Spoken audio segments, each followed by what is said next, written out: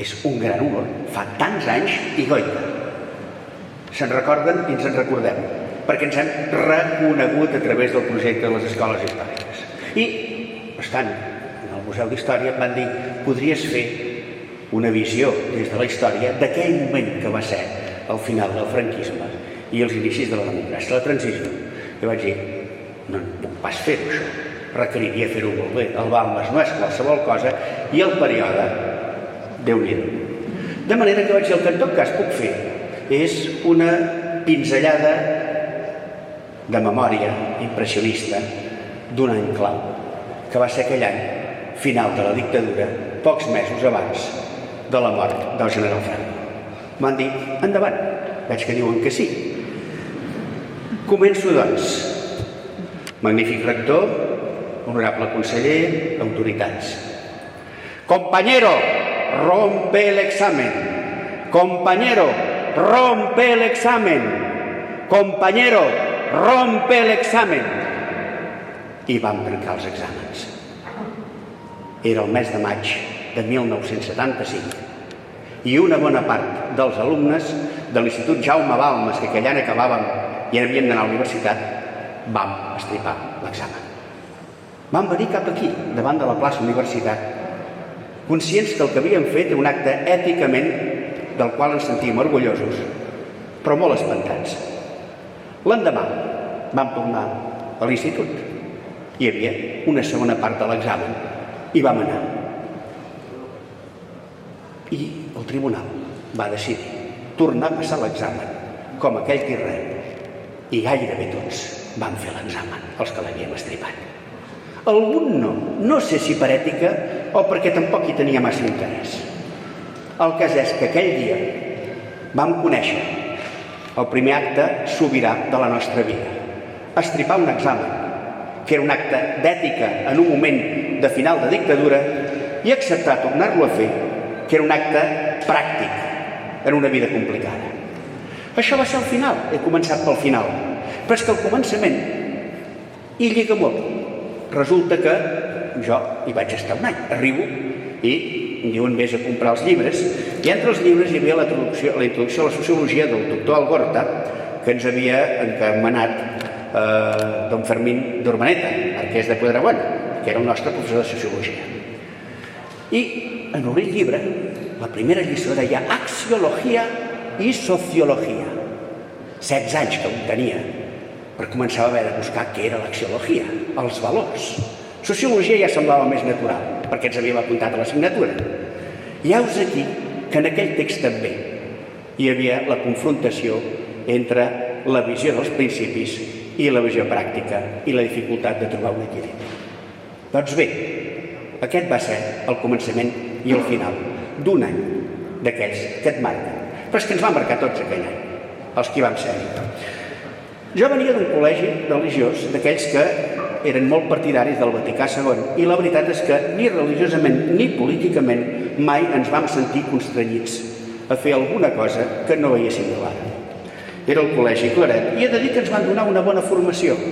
Una formació, podríem dir, liberal, en el bon sentit de la paraula liberal. De manera que, en arribar a l'institut, m'hi vaig trobar molt natural. Anar treballant, anar fent apunts. El curs va començar tard, passat el 12 d'octubre. Eren temps aquells que entre exàmens de setembre, matrícules sense ordinadors, i vés a saber què, allò es va fer molt llarg. I jo ja en tenia ganes de començar. Perquè sí, volies veure que era un institut. I ja dic, al fons era molt similar abans, però l'ambient era molt diferent. El Balmes era un lloc viu i polititzat, més que l'escola anterior. Franco a les últimes, l'ambient bullia i això es notava. Era un institut molt interclassista. Hi havia gent de casa molt bona, molts altres botiguers i també de condició humil. Era un lloc, i ho segueix sent, geoestratègic i geopolíticament convergent en el mig de la ciutat. Allà enmig tothom es trobava. I això s'hi notava. Hi havia nois que ja destacaven, i ara l'he retrobat, però jo tenia apuntat fa temps com en Ramon Sistach, capità de la revista, que ja era aleshores una institució filològica lleidatana. Sí, tenies el gust de trobar companys que realment et deien coses, que discuties amb els professors. Per exemple, recordo que llegíem el diari. I als vespres, uns quants ens n'anàvem a Sant Felip Neri o a les escales de la plaça del Rei, on ara em trobo com a director del museu, a discutir fins a altes hores. Fins a altes hores. Les 9 a les 10, no us penséssiu pas. Discutint allà, i recordo discutint de temes fins i tot de filosofia. Si calia, fins i tot sortíem i ens enfrontàvem amb la policia. No us penséssiu pas, però que no preníem precaucions. El dia que ho vam fer de veritat, érem tots davant de la porta i va arribar un cotxe de la policia. A la que van baixar els 2 primers policies, vam córrer tots cap a dintre i vam trencar la porta. I en Leopoldo, que era el conserge, enfadadíssim, per dient que la bona ja l'habíamos hecho. Sí, als principis hi eren, però eren temps complicats. I era un clima d'aquells oberts, urbà. És molt urbà el Balmes. El Balmes és urbaníssim. I això es feia notar. De manera que, d'alguna forma, allà t'hi trobaves, a dins i a fora, en un lloc que encara ara recordes com un lloc de llibertat. Tots érem homes, res no és perfecte. Les noies eren a la banda del l'estonat.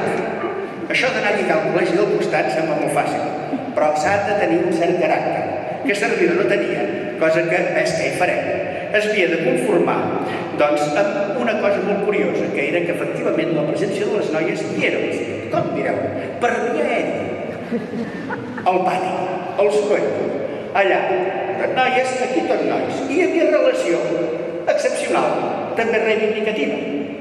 Recordo que era a finals d'abril, que hi havia 4 dies, podia ser un pont. Jo recordo que nosaltres, allò que sí que el divendres, doncs allà s'havia de pujar o baixar la bandera, un pas que ningú se'l fes gaire seriosament, potser els que el baixaven i pujaven, potser sí. I vam començar tots. Puente, puente, puente. Al cap d'un minut les nenes, puente, puente, puente. Vam ser més privilegiats nosaltres vam fer pont, elles no.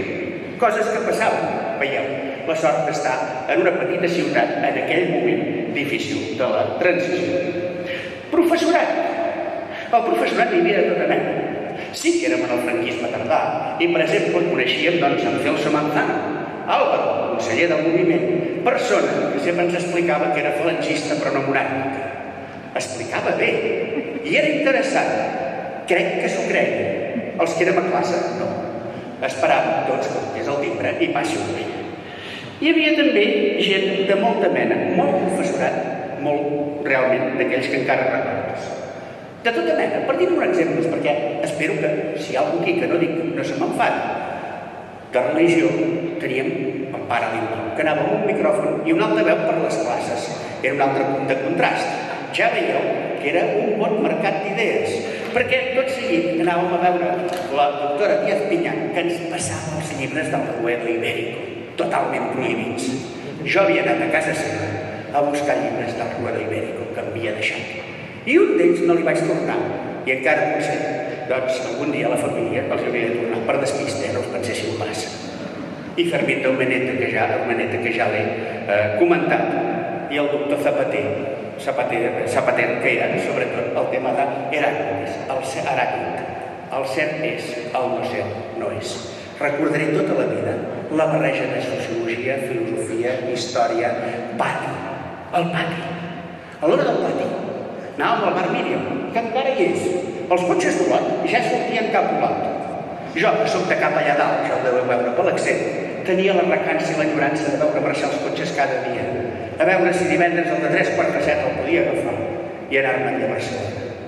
Era tot un món on a fora anava dins. I hi havia una papereria a Gelabert amb una noia guapíssima. Mai no vaig adreçar amb ella gaires vegades, però era la que ens venia a les llibretes i la que d'alguna manera tots passàvem per allà, tots sovint.